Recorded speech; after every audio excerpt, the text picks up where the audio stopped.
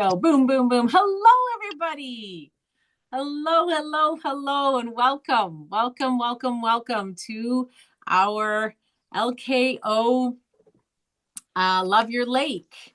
Hello, everyone. We're going to make sure that everybody is stays muted, making sure that everyone's muted.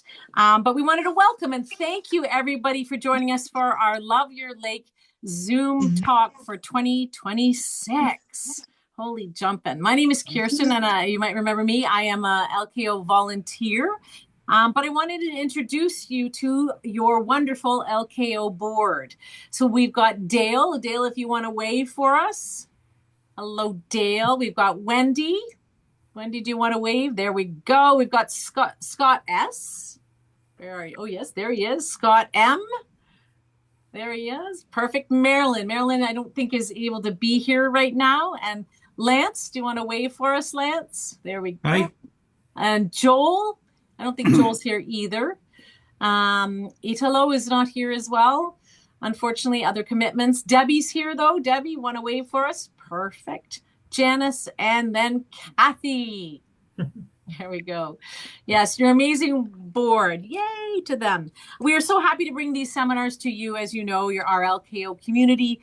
The talks are meant to be informative, and to bring us together, so we can all learn about and bring awareness about our lake and keep it beautiful in its surroundings.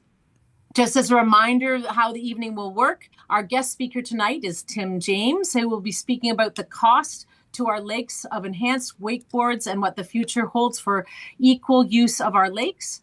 At the conclusion of the talk, everyone will be able to ask questions, and we ask that you do that through the chat function on the Zoom. Type in your question, and I will get to that at the very end, and we will ask Tim those hard, challenging questions. And as a reminder, this is being recorded, and it's available for those that are not able to be here tonight. And so they can view it later on our LKO YouTube channel. And just guess also, Scott McPhee has kindly put up all of our videos from past, all our speakers that have been here. So feel free to go back to our LKO YouTube channel if you've missed anything, and take a look at those, because they're all uploaded to our YouTube channel. And as I said before, we're going to keep everybody muted, and probably to help with the bandwidth, once Tim starts talking, if we can get everyone to just turn their videos off as well, that would be really helpful, just so that it can help with the bandwidth. You can keep them on now, because it's lovely to see everyone's friendly faces. And without further ado, I'll introduce to you Wendy to read our land acknowledgement. We respectfully acknowledge that these lands and waters of Haliburton County are the traditional homeland of the Ojibwe, the Huron-Wendat, the Mohawk, the Potawatomi, and the Métis nations of Ontario. This area, known to us as the Haliburton Highlands, has always been called Gidaki by the Anishinaabe, which means upward earth or uphill. The name Keshagwigamog is an Anishinaabe name meaning Lake of Long and Winding Waters. For millennia, the lake has served as an important passageway and meeting area for First Nations peoples traveling to their traditional hunting grounds. We acknowledge that the Williams Treaties and the Algonquin Nation are the stewards and caretakers of these lands and waters in perpetuity, and that they continue to maintain this responsibility to ensure their health and integrity for generations to come. We also recognize the contributions of Métis, Inuit, and other Indigenous peoples have made both in shaping and strengthening our province and country as a whole. And now I'd like to introduce Lance, who will introduce the speaker. Great. Thank you, Wendy. Thank you. Welcome and good night, good evening. It's my pleasure to introduce our speaker tonight, Dr. Tim James. He is an adjunct associate professor at Queen's University. He is also the science communication lead for the University of Iceland.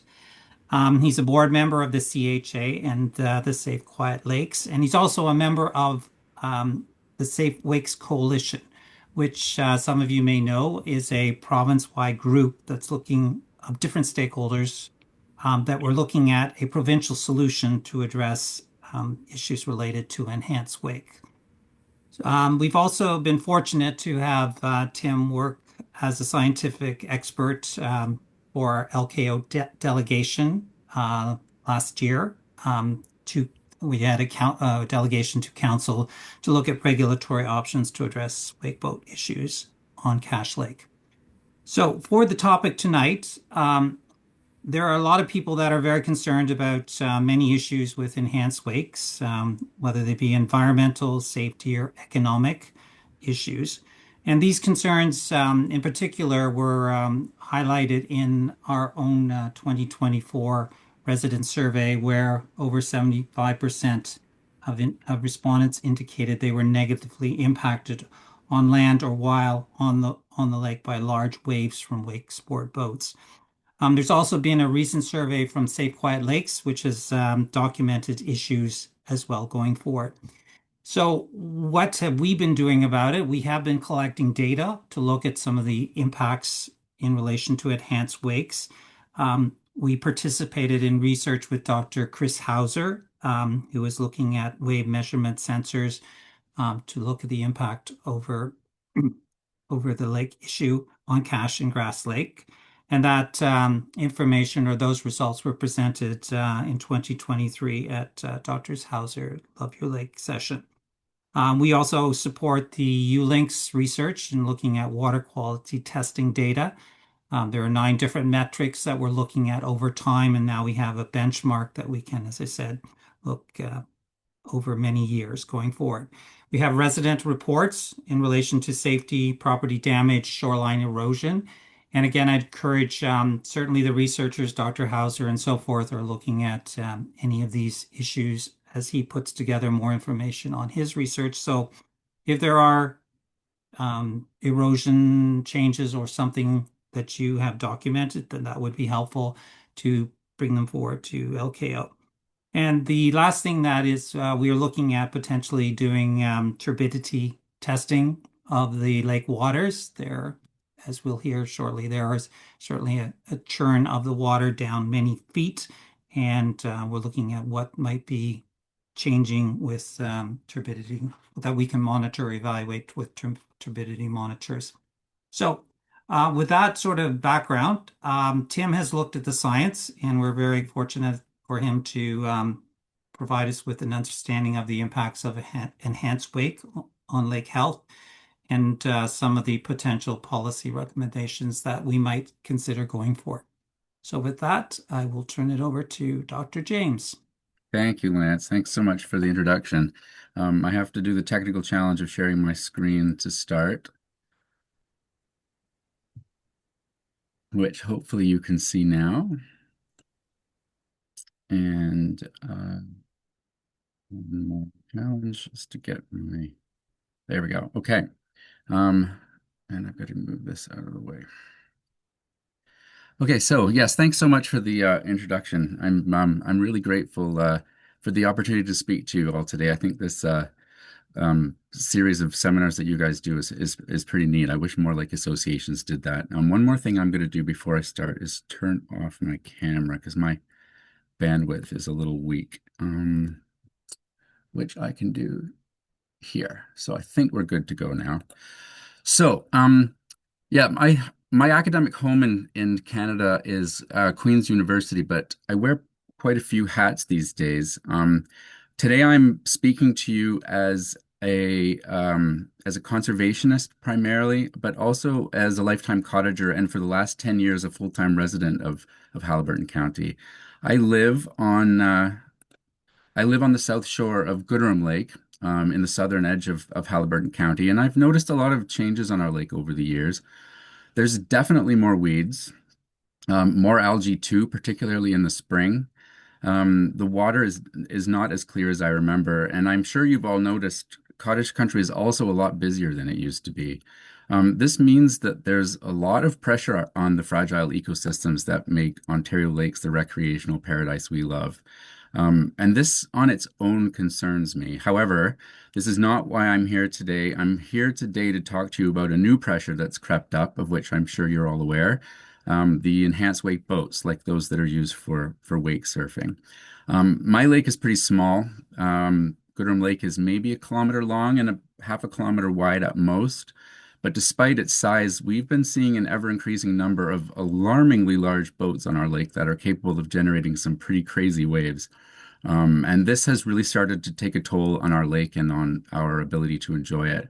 I really feel strongly that if we want to keep enjoying our lakes the way we do, we need to make some difficult decisions. So, with this motivation, as Lance already sort of explained, a few years ago, I joined the board of the CHA. Hopefully, you're aware of some of the important advocacy work they do on lake health issues. But I've also been working with a nonprofit that's a little bit less familiar in these parts called Safe Quiet Lakes. They have been Muskoka-based since their founding in 2011, but they're now actively expanding their focus to include the majority of Ontario's cottage country. So hopefully you'll be hearing a lot more about them in the future. I think and feel that they will continue to be a critical voice for protecting our lakes. So in the early last year, they invited me to join their board, and I eagerly accepted. So our lakes and enhanced wakes. That's what I'm going to talk to you about today with my Safe Quiet Lakes hat on. I'll first talk about their impacts in the context of our lake's natural history, and then about a potential solution to ensure these boats are used in a sustainable way on our beautiful but fragile lakes. So let me first tell you a little bit about Safe Quiet Lakes and what we do. First and foremost, Safe Quiet Lakes recognizes that our lakes are treasured and shared by many different stakeholders, from residents, visitors, and all of the variation of recreational users within. And importantly, this includes boating enthusiasts. We are guided by our simple mission statement to be a leading voice in promoting safe, quiet waterways and respectful boating practices through education, advocacy, and legislative change. We envision that the enjoyment of safe, quiet waterways will be ensured for all for generations to come. To this end, we have a number of ongoing initiatives like our Boaters Code sign here that are posted at boat launches and marinas around Ontario, although there aren't so many of these in Haliburton yet. You can read more about our education and advocacy initiatives on our website, so I'm not going to go into any more detail on that now, but please do visit the website if you want to learn more. I would, however, like to take a deeper dive into one of Safe Quiet Lake's most important initiatives in my mind, and I imagine in the minds of others, our survey. While we are driven by our mission and vision statements, it's also important for Safe Quiet Lakes to be data-driven. Therefore, at the foundation of our activities is our Your Lake, Your Views survey, which has been undertaken every 4 years since 2013. And we completed our 2025 survey this summer. With over 7,000 respondents in 2025, it remains the largest lake activity survey in North America, so we're pretty proud of that. It's important to note that the survey was not designed or executed by Safe Quiet Lakes, but rather by a professional survey firm who follows a design strategy similar to that of the National Census. So it's pretty legitimate. The result is a credible and powerful data set for lake communities to use to better understand and address the needs and interests of our diverse stakeholders. We presented an overview of the results at a webinar back in November, but the full report is available online, and it's a pretty interesting read, actually. They've kind of distilled it into a report that's pretty approachable. But some of the results I think will be of particular interest to this audience today. So I'm going to take this opportunity to go over some of the key findings with you. Let me say first that this was a very involved survey. Anyone who filled it out will know that it took a good 20 minutes to complete. So there's a lot of information in the full report, so I'm only going to scratch the surface today. So let's first answer a pretty basic question. What lake-based activities are important to us? Here in this question, a list of different lake-based activities were provided, and respondents were asked to rate their importance from 1 to 5, where 1 is important, 1 is not important at all, and 5 is very important. So red, I've got my laser pointer here. So the red and the orange on this side of the graph are kind of the important categories, whereas on the other side, the blues, they're the not very important categories. So I think this is really interesting. Every year, since the beginning of the survey, the importance of relaxing near the water, swimming, and enjoying nature by the shore or on the dock have topped the list of what's most important to people. Over here on the right-hand side, The two important categories are kind of summed together, and you can see that for all three of these categories, more than 90% of people in 2021 and 2025 rated these activities as important. So for me, the message here is overwhelming, that most people are in cottage country primarily to relax and to enjoy nature, which is a wonderful thing to learn, from my perspective anyway. Paddling on the lake in a variety of vessels was also ranked as important to a significant majority, with nearly 80% identifying these as important activities. The other activities, as you move further down this list, become more mixed until you get to the bottom here, where the activities are enjoyed by a much smaller minority of people. I'd like to draw your attention down here to wake surfing, where only 10% of respondents considered it important. Now, I say only, but this is way more than I was expecting. I had no idea there were that many people who were who thought that this was a super important activity to them. I suspect it's probably skewed to some extent by the large Muskoka lakes, where these boats are far more prevalent. Another pretty basic question is, what kind of boats are we using? Here, respondents were asked to indicate what type of watercraft did they intend to use this year. Maybe this isn't surprising given the previous slide, but as you can see here, kayaks, canoes, and paddleboards top this list by a considerable margin. Conversely, only 7% of respondents were expecting to use an enhanced wake boat in 2025. Again, a pretty small minority, but way higher than I expected. Also here, we're probably dealing with a little bit of skewing from the big Muskoka lakes. So a lot of people are enjoying non-motorized lake activities these days, with paddleboards in particular on the rise. I've often wondered actually if this is due to places like Costco getting into selling these things to the masses for pretty cheap, really. So guessing, really. What wasn't a surprise to me, and probably isn't to you either, is that over the 4 surveys since 2013, it has emerged that there's an increasing concern about enhanced wake. Respondents expressed a high degree of concern in the survey about enhanced wakes, both in direct questions in the survey, but also in open-ended comments where respondents could freely speak their minds. There was a lot of feedback in that section as well. When asked how they thought boat wake in general was changing, 68% of respondents felt that they were increasing. When asked about enhanced wake specifically, the numbers were similar, with 86% of respondents feeling that they were increasing. So let's leave the survey results for a bit now and talk more about this growing concern around enhanced wakes. In case you are lucky enough to not have come across these boats before, enhanced wake boats are specifically designed or modified with ballast and mechanical devices to create significantly more powerful wake than traditional recreational boats. Now, this isn't to say that traditional boats can't produce big waves, but the waves from enhanced wake boats are powerful enough to be surfed by a rider without being towed. I'd like to put this into context because I think it's important. Except in the biggest winter storms, the waves on the Great Lakes are rarely powerful enough to surf, but these boats can bring surfable waves anywhere with a boat launch. In my opinion, these boats have the potential to be the most significant human impact on our lakes since they were formed some 11,000 years ago. So when we talk about the impact of enhanced wakes on lakes, you'll often hear people like me talk about the lake health and lake ecology and the importance of both of these things. But honestly, over the years, I've really started to find that this narrative isn't really hitting home. So I felt like we needed a new perspective. So what I've been doing more recently is trying to frame enhanced wake activities in the context of the natural history of Ontario lakes and how they age through time to help emphasize the truly dramatic effect these boats can have. So I'll start with a very brief reminder or introduction of where our lakes originated. So roughly 11,000 years ago, the ice sheet that covered much of Canada was retreating from southern and central Ontario.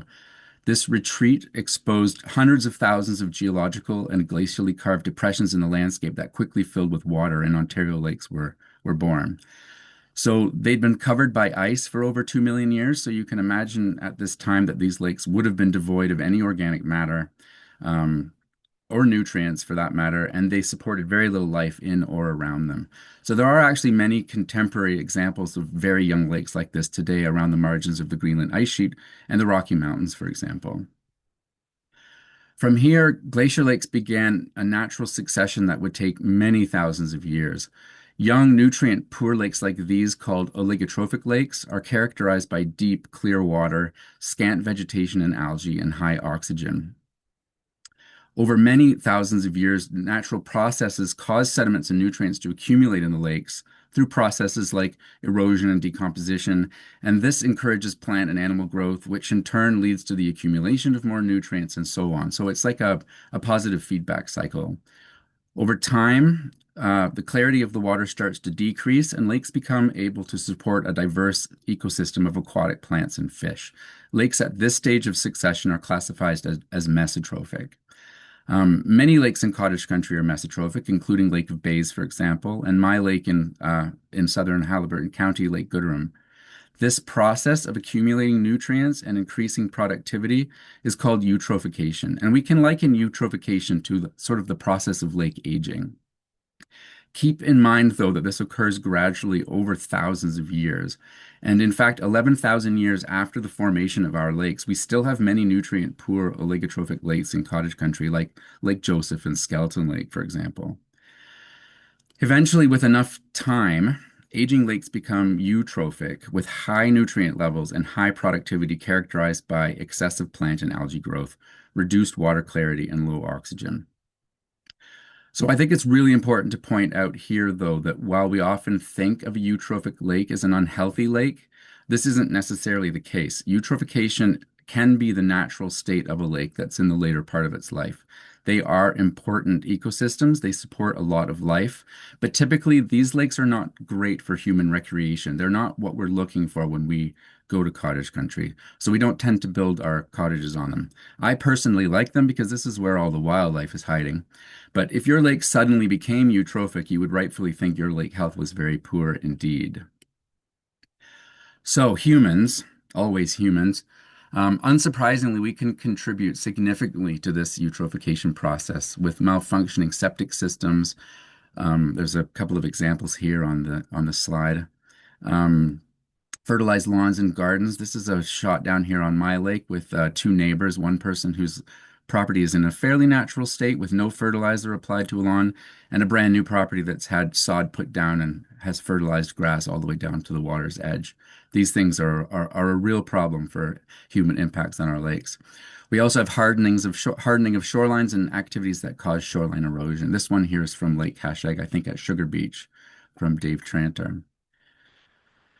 So through these activities, we're able to dramatically increase the input of nutrients into a lake, accelerating this natural lake aging process. And when this is driven by our activities rather than natural processes, we call this cultural eutrophication. And it turns out that we can achieve the equivalent of thousands of years of natural eutrophication over pretty short periods of time. So when we talk about lake health in cottage country, what we're usually talking about is minimizing or preventing this cultural eutrophication. And this, of course, isn't new. We know the potential effects of human activities on lakes, and we mitigate for these impacts by regulating and inspecting septic systems. We protect watersheds with governing authorities. We have shoreline protection bylaws to help maintain the integrity of the ribbon of life around our lakes, to help buffer the effects of human activity on shore. And we've actually proven that we're pretty good at this. We're pretty good at minimizing the impacts of our impacts on our lakes. So let's go over how enhanced weight can have such a negative impact. To date, a significant volume of research has been undertaken about the impacts of these boats, and the science is pretty clear in this regard. So this is a great figure from the last Wilderness Alliance out of Wisconsin that summarizes these negative impacts really nicely on one figure. It's pretty busy, so I've broken it down into environmental, safety, and economic impacts color-coded here at the bottom. So starting with environmental impacts, first we've got the effects of the downward pointing prop wash resulting from the high angle of attack when these boats are in wake surfing mode. This wash can reach depths of up to 9 meters, stirring up sediment, adding nutrients to the water column, uprooting vegetation and destroying fish habitat. And I've got a couple videos coming up to show you shortly that really demonstrate this nicely. Next up, we have the boat wake itself, which can reach heights of over a meter. When these waves reach shore, they can still be pretty big, damaging loon nests and other important habitat, eroding shorelines, and adding more nutrients to the water column, potentially leading to unpleasant and even dangerous algae blooms. Finally, these boats tend to use ballast tanks that are filled with lake water, which can never be completely emptied, and thus can contribute to the spread of invasive species if they move from lake to lake.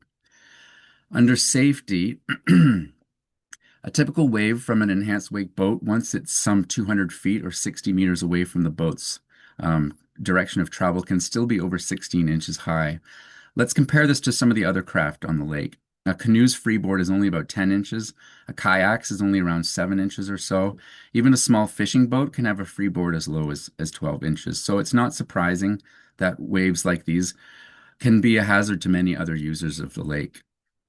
Finally, in terms of negative economic impacts, the damage to shorelines, especially beaches, and shoreline infrastructure like docks as well as moored vessels, can be significant. So there are, of course, some positive economic impacts, generally around revenue from tourism, etc., but it's pretty widely accepted as well as pretty obvious that these positive impacts benefit the few at the cost of everybody else. So here's the video. This was an excellent study that came out this summer, driven by the St. Anthony's Falls Lab at the University of Minnesota. It includes some pretty amazing videos that demonstrate the impact of these boats on the lake bottom. So a lot's going on in this study. They basically had 3 or 4 different types of wake surfing boats, and they ran them along a course in water of varying depths, in surfing mode and in planing mode, and they just collected all sorts of measurements to compare the impacts. But just so we're clear, surfing mode is when the nose of the boat is up, the prop is pointing at a downward steep angle, and the boat is plowing slowly through the water, generating big waves by displacing a lot of water. While planing mode is when the boat is going quite fast, and it's planing up on the water's surface with a more horizontal prop angle and making much smaller waves. Now, the highlight of this study for me is definitely these videos that show pretty clearly the effect of these boats on the lake bottom as they pass overhead. So I'm going to flip over. Hopefully, you can see this okay. There we are. So before I hit play, I want you to keep in mind as you watch this video that the bottoms of our lakes have gone largely undisturbed for thousands of years. Within the layers of muck is this wealth of so-called legacy nutrients that have built up down there over time. And these nutrients are not normally available in the water column, like phosphorus, nitrogen, and some organic matter. Now, phosphorus is the particularly concerning one because it's generally in very short supply in our lakes. So when it suddenly becomes plentiful, it can contribute to algae blooms, which can be pretty dangerous. So let me just hit play here. So on the left-hand side of your screen, this is a test of a boat called a Malibu something or other. This is in planing mode, where the boat's going fast and producing small waves. On the right-hand side is the same boat in displacement mode, which is when it's creating waves for surfing. And this is at a depth of 9 feet, which is what, 3 meters, something like that. It's only a minute long. So you will notice the boat going overhead by the shadow that appears.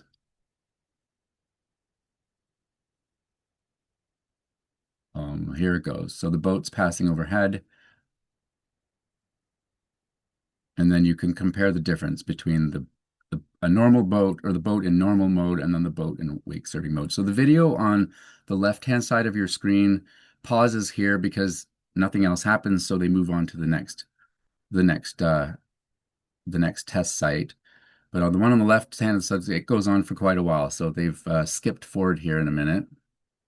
5 minutes after the pass, the water is still very murky. These are very fine sediments, so it takes them a long time to settle once they've been disturbed. 13 minutes later, they actually eventually just gave up recording. Back to the slides. Right. So to me, that's pretty disturbing. So it's pretty clear that enhanced wake activities come with a whole suite of negative impacts. But if we pop back to the Safe Quiet Lake survey for a moment, we can learn what it is exactly about enhanced wake that has citizens concerned. And I think that's important. So here, respondents were provided with a list of known impacts of enhanced wake, and were asked to rate them from 1 to 5, where 1 doesn't concern them at all, and 5 concerns them a great deal. So at the top of the list of our respondents' concerns is the well-being of our lake's waterfowl. This surprised me. Maybe I'm a bit on the cynical side, but I thought people would be way more concerned about damage to property, which is actually third on the list down here. But I guess we do love a loon around here, don't we? A close second is erosion to shorelines. Unsurprisingly, this is one of the most visible impacts of enhanced wake boats. A lot of the stuff that's going on at the bottom of the lake we don't really see. Of note, way down here at the bottom of the list of concerns is the disturbance of lake bottom sediments, which you now know is a pretty big deal, but not something that concerns a lot of people. So this is a great example of how at Safe Quiet Lakes we're using these results going forward to guide our educational campaigns. This is something that people, and in particular boat operators, really need to understand. So what can we do about it? Well, as with other human activities that can be harmful, we need to act in order to minimize these impacts. But how do we do this? Does this mean an outright ban? Well, no, I don't think so. While an outright ban would definitely solve the problem, there are undeniably circumstances where enhanced wakes will have a manageable impact. For example, in large lakes where natural waves can be of comparable size, or where there's room for wake energy to dissipate before reaching fragile shoreline. What about education? Well, education is undeniably important, and organizations like Safe Quiet Lake have undertaken a lot of work in this regard, but we categorically cannot educate our way out of this problem. Education works best when it's combined with regulation, particularly when it comes to complex issues like vehicular operation, or frankly, when there are people who just don't care. And unfortunately, that does occur. The compromise, of course, is to implement operational limitations based on our current understanding of the societal and environmental impacts of enhanced wake activities, together with education to ultimately achieve sustainable usage. And this is a term that I think is really important going forward for these boats, is sustainable usage. So if we were to regulate for sustainable usage, this has to be based on science. We need clear objectives to minimize contributions to cultural eutrophication and to reduce other environmental impacts, as well as safety and property damage concerns. So while ample research has been undertaken on the impacts of enhanced wakes, more research is needed to parameterize what sustainable usage means in the many different settings where these boats are operated. There's been some progress in this regard, but one thing is very clear. Proximity to the lake bottom and to the shore is of overwhelming importance. We know this, and we know this now. Thus, we already have 2 key parameters we can use for regulating sustainable usage. The first one is minimum operational depths to protect the lake bottom, habitats and to minimize nutrient resuspension, and minimum distance from shore to give time for wave energy to dissipate before intersecting shorelines and infrastructure. So in the case of minimum depths, excuse me, the effects of prop wash on lake bottoms is pretty clear, and the science is broadly in agreement in this regard. Without a doubt, enhanced wake activities are incompatible with and unsustainable in shallow waters, pure and simple. Minimum depths of 6 meters are required for safe operation, but in cottage country, where we've got fragile ecosystems, especially in the vicinity of spawning beds, fish nursery areas, and other wildlife habitat, a minimum operational depth of 9 meters is justified. In the case of minimum distance from shore, current recommendations in the literature vary pretty widely. For example, I have seen some boating industry funded research that recommends a minimum operating distance of 200 feet from shore, which is about 60 meters.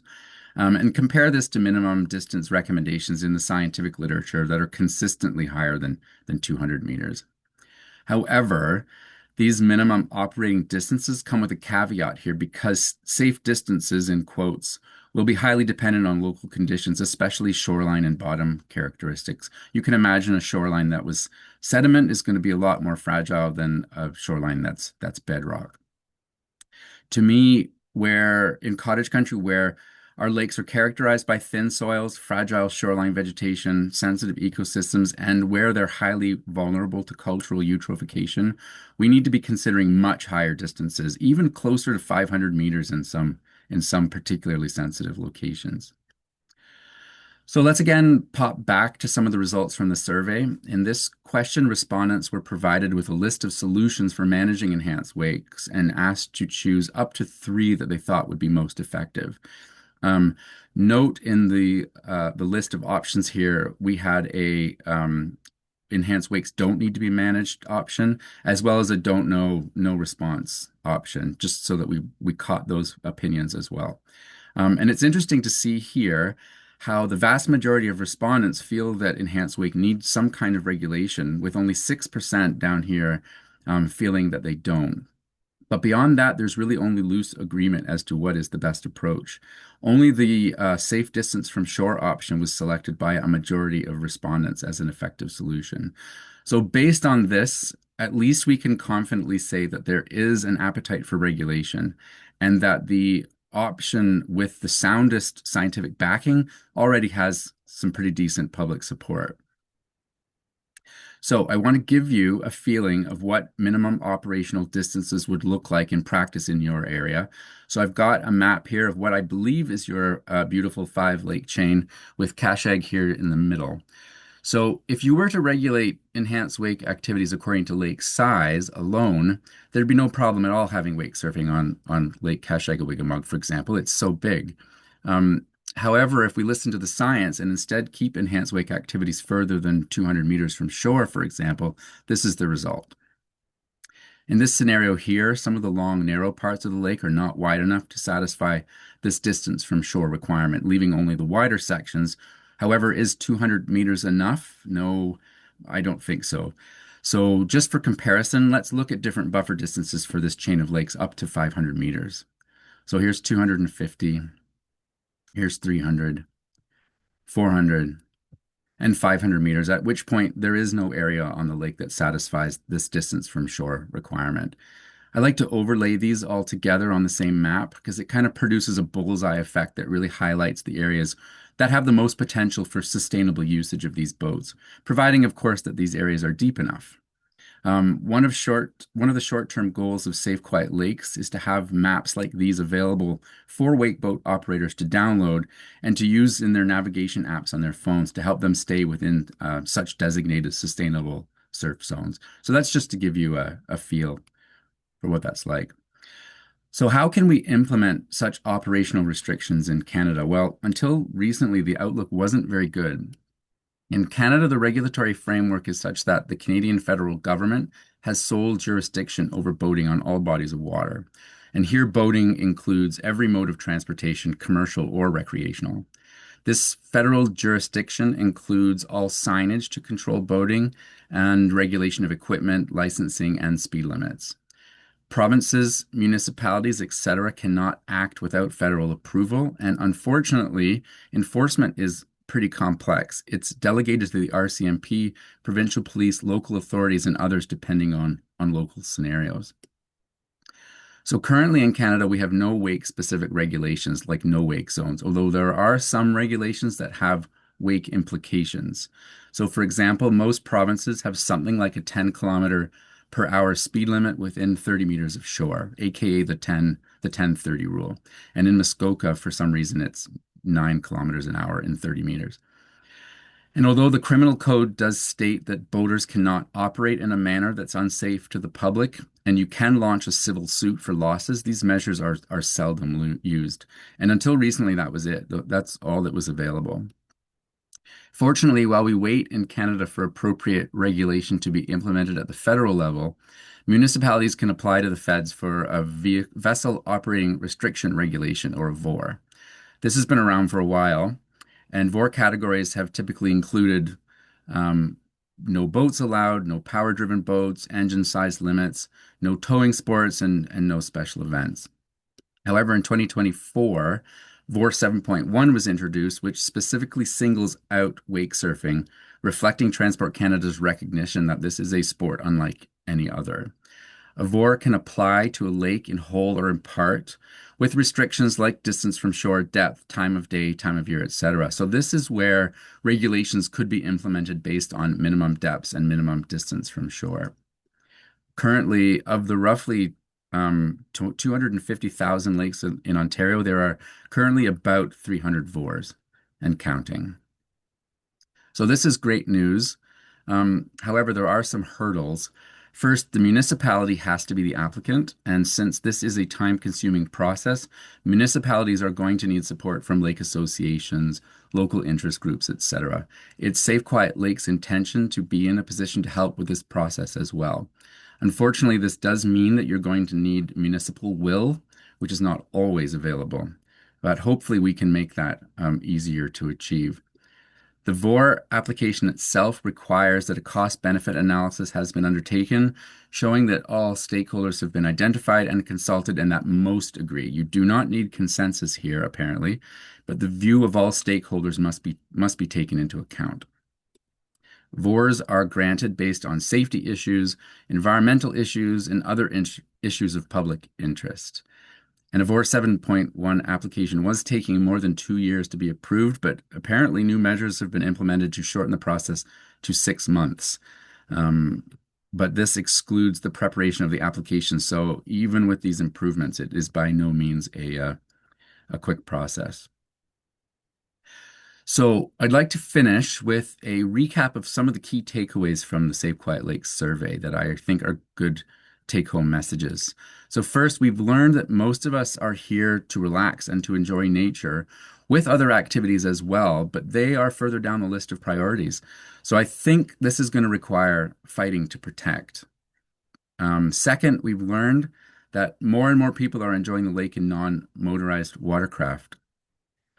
Third, while enhanced wake are an increasing concern for the vast majority of people who took part in the survey, those that partake in this activity represent a pretty small but growing minority rather. And finally, we've learned that there's an appetite to manage the impacts of enhanced wake through education, legislation, and enforcement, although there's not yet a whole lot of agreement on the best approach. So multi-pronged is definitely going to be the best way forward. I'd like to quickly bring to your attention to the Safe Wake Coalition and its current members. We've got the CHA, Georgian Bay Association, Muskoka Lakes Association, Safe Quiet Lakes, Lake Joseph North Association, and FOCA as an observer. This is a nonprofit spearheaded by Safe Quiet Lakes that's aiming to bring together a province or perhaps nationwide group of stakeholders to help drive legislative change to address this growing threat at the provincial and federal levels. It's fairly new, so stay tuned. If you're interested in learning more and in getting involved, please don't hesitate to get in touch via the Safe Quiet Lakes website. So that's basically it from me in presentation form anyway. A quick shout out to our generous sponsors who include a number of municipal townships and lake associations who really help keep us going. We really depend on their cooperation and financial contributions, and this list is ever growing. We're always trying to recruit more partners. If you'd like to know more or want to partner with us, please don't hesitate to reach out to outreach at Safe Quiet Lakes. And also feel free to contact me directly if you've got any specific questions about the impacts of enhanced wakes. I'm happy to have a discussion with you. We, of course, accept donations via the website. And at the bottom of the homepage, you'll find the button to sign up for our newsletter. So thank you very much for your attention. And I'm happy to answer any questions. I know that there's quite a lot crammed into this talk, but hopefully. That's great. Thank you so much, Timothy. If you would now put your video on and stop sharing your screen, we can just go to the chat function. And if anybody has, thank you so much, by the way. That was very informative. Really appreciate everything. That video is very impactful. It is, isn't it? Yeah. Yeah. So we're going to go to the chat function. So everybody, if you can just keep yourself muted. And if you have any questions, just put them in the chat function. We've got a couple of questions. When presenting to the municipalities, how do they react? This is an interesting question. We have had incredible support from every municipality I have ever visited. So much so that, in fact, the people who missed half of my presentation, I think I was telling the board earlier before the presentation started that I actually gave about a quarter of my presentation before I realized that my slides weren't being shared. They actually, at the very end of my presentation, they actually said, we want to partner with you immediately when you are done. Give our details to your administrator on Safe Quiet Lakes and let us know how we can contribute. So yeah, I think I'm speaking from my own personal experience, but I think people are worried about it. I think municipal councilors are worried. They know that this is going to be a difficult thing to deal with, and it's going to be contentious. But they want support. They want to jump on it. And so I think for that reason, they're actually really glad that there's an organization that's kind of providing moral support. We were also invited to present at the District of Parry Sound Municipal Association, which included the mayor and deputy mayor of 24 municipalities in the Parry Sound District. And we keep getting invitations to go and actually speak to the individual townships. So I think it's been positive, actually. Oh, amazing, amazing. Another question that's out there is, has there been any discussion or lobbying with Water Ski and Wakeboard Canada? Excellent question. Yes. I have not been involved with that myself, but this is Safe Quiet Lakes mandate. We need to include everybody in this solution. And in fact, one of the most impactful presentations I gave on this subject was at the Lake Joseph North Association. And it was actually hosted at Gordon Bay Marina. Oh, wow. On Jordan Lake. They actually had the meeting there. Wow. And there was a heated discussion. I literally talked about how bad these boats were in a room of people surrounded by these boats that were for sale. Yeah. But it actually descended into a really productive conversation about the role of the industry and in the people that are selling the boats and the people that are manufacturing the boats in solving this problem. So I do not know myself exactly what governing organizations we've spoken to, but we have a branch of our team that is on it. So that is a really important point. So there's some movement towards yes. Yeah, we actually have a lot of the marinas in Muskoka actually have our posters mounted at on their sites. This hasn't happened in Haliburton yet, but we plan on doing that. So I think the scope for cooperating with industry representatives is significant. Yeah, very true. Well, that's good that they're coming to Haliburton. Is there a specific depth for safe wake? I think the literature that's out there kind of cites 6 meters, which is what, 20 feet, 30 feet, 6 meters as the bare minimum. But again, it's going to depend a lot on local conditions. So this is one of the reasons why addressing this on a lake by lake basis, even though it's going to be really labor intensive, is maybe the right approach, because we have to look at the characteristics of each individual lake. And in fact, each individual part of a lake, a VOR doesn't have to be lake wide. It can just deal with a certain bay. So there might be bays or parts of a lake that are really sensitive because they have, nesting areas for birds, nursery areas for fish. And in those places, 6 meters might not be enough. Whereas, the deep lakes that have rocky bottoms, it becomes a different issue. So right. 6 meters is guideline, but I think it's going to be on a lake by lake basis. Which makes sense. sense. Yeah. Thank you. Are there any other questions that people want to submit through the chat function? Please do so now. Because it was really informative. And as I say, the video was really, it's amazing how long it took to settle. Yeah, yeah. So there's quite a lot of other videos. They've got four different kinds of boats and they've done different depths as well. I chose that particular video because it was actually it kind of showed it very quickly. Like the video is only a minute long, but they have all of these posted on the publication website. So you actually can go and look through those. They're kind of interesting to see the effects of the different boats and things. So I can provide those Because we don't we details. don't we don't worry about what goes underneath, or we No. worry about it, but we don't see it or we don't think about it It's as so hard to worry about something that you can't see. yeah, And yeah. I mean, most of us, myself included, before I learned otherwise, I wasn't interested in what happened in the muck at the bottom of the lake Because it's muck. because it's muck. I avoided it at all costs. Exactly. Yeah. It's muck. Um, okay. Oh, here's one. Is there any research on the impact of the benthic invertebrates, rewakes and stuff? So the benthic invertebrates or the benthic invertebrates, that just kind of crossed my mind as I was talking about muck. Yeah. I did a very difficult course with ULinks, I don't know, a couple summers ago where they took us out into the muck and we collected all these samples and then tried to count the creatures that were in it. And that was my first foray into the benthic environment. I've never professionally have ever worked with that before. I think there's quite a lot of there's a big community at Trent that's doing research on this sort of thing. I don't think Chris Hauser is doing anything like that. I think his stuff is more physical properties of waves and its effect on the shoreline. I think most of that benthic stuff is going on at Trent.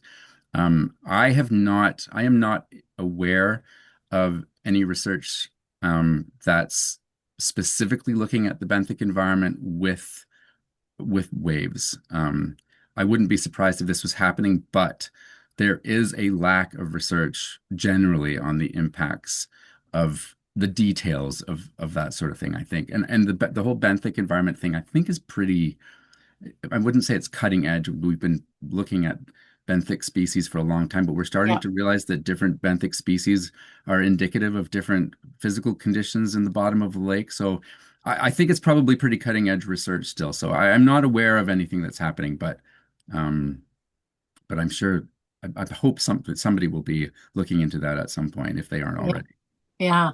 One person saying thank you from your friends at Koshlong Lake. Thank you, Kosh Long. Yes, yes. And one other question is, where do you see your research going in the future? Good question.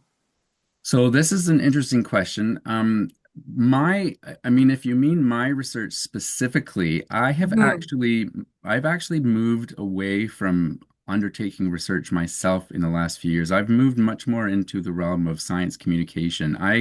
My background is actually glaciology. I studied ice sheets and glaciers in the UK for 20 years. And I still do that. I'm working at the University of Iceland in that capacity still. But in Canada, I'm actually doing a lot more science communication stuff rather than research itself. Mhm. Um, if you mean this research in general rather than me specifically, I think, like I said, I think the big question is is having a better feeling for how these boats can be used sustainably in different settings. We don't really have a good answer for that yet. We know how they impact the shoreline and the bottom, but to be able to say that this is a safe distance from shore and this is a safe depth is hard to really nail down. But in cases like this, when dealing with conservation, we quite often have to make decisions based on imperfect information, which is always better than doing nothing, Mhm. and waiting for more perfect information, but then adjusting, you know. Yeah. Yeah, good point. Good point. Do you know if this is a problem outside of North America? This has come up recently, actually. We've worked a lot with our American counterparts. Obviously, the northern states have a lot of lakes and are in exactly the same boat as us. Not to be punny. Um, I don't think it's as common in Europe, partly because they just don't have as many lakes as we do. I've not heard about Scandinavia. Um, I have read a couple things about this happening in Germany and Switzerland, I think, but I don't think it's anywhere near on the same scale as what we're having. Plus, I think I think they tend to be, because there's so many more people there, they tend to jump on environmental regulation a lot quicker than we do, because we can get away with, being a bit lazy in that regard, because there's not that many of us compared to there. So I don't have a good answer for what's going on in Europe. I've never heard of this problem anywhere else other than in North America and in Europe, though. Interesting. Okay, well, it looks like that might, if there's any more questions, that might be the end of our session or our time. I wanted to ask Kathy to come on if anybody has. I'll give everyone one more chance to ask any more questions for Tim. But Kathy, if you wanted to unmute and show your face, your video, because I think you have something to say to Tim. I think you can hear me, but you can't see me because the administrator won't let me. Here, however, so long as you can hear me. I asked you to start your video there. Let's try that. Okay, thank you, Kristen. Okay, there I am, I guess. There you go. Beautiful. Thank you, Kathy. Anyway, Tim, I want to thank you so much. And I did have a question, but it was more to do with stirring up the bottom and the legacy phosphorus that's coming out. And all the complaints that we hear, and you probably do too, of how weedy our lakes are becoming.